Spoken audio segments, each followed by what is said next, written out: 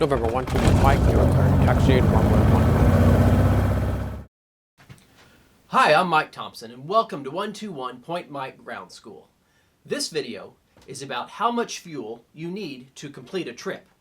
It's another instance where I wouldn't necessarily do what the FAA requires in 91, 151, and 167.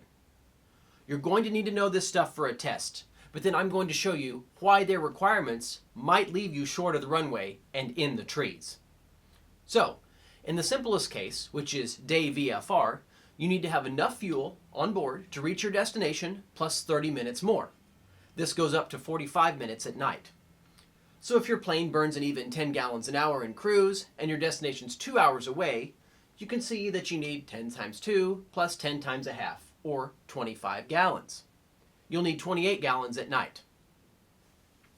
Now, if you're flying IFR, you'll need 45 minutes reserve, which is the same as VFR night. There's a complication, though, if an alternate is required. How do I know if I need to file an alternate?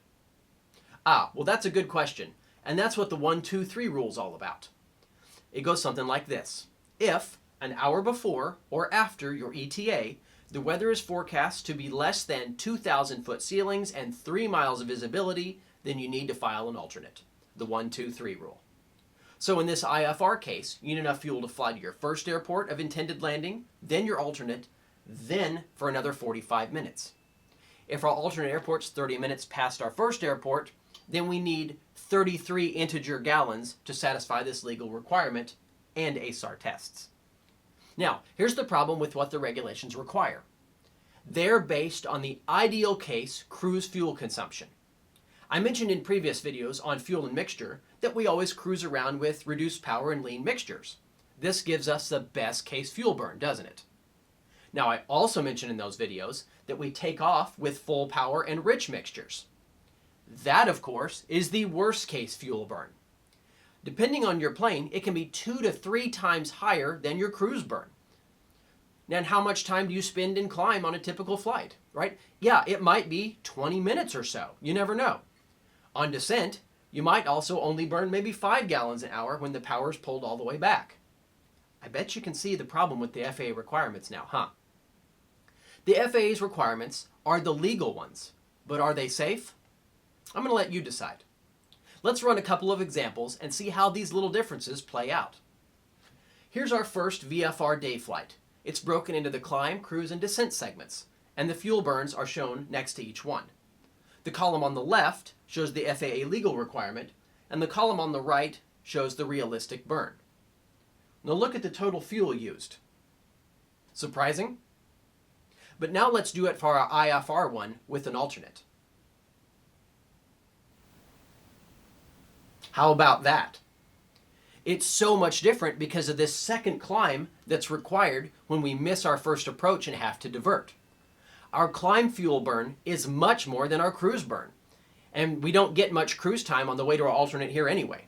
Of course, we might not climb as high either. But the fuel discrepancy is huge, and that 45-minute reserve you had might already be gone. What if the winds were stronger than forecasts and you had to fly slower, right, across the ground? What if the runway at the alternate has a pack of deer that won't move out? Maybe the guy ahead of you only did an UMPS check and now the runway is blocked. Maybe you just burned more than you planned because maybe you didn't lean the plane properly in cruise like you planned to, right? Maybe the guy on the ground didn't give you as much fuel as you'd asked for. There are all sorts of reasons why the FAA fuel requirements might not be enough. So, what in the world are you going to do? Well, you first need to figure out, right, how much payload you need to carry, right? And the rest of that can be fuel, you know, if you satisfy minimum fuel weights and things like that. But is that enough to satisfy the requirement? Okay, then great. But then, can you load enough fuel for a comfortable margin?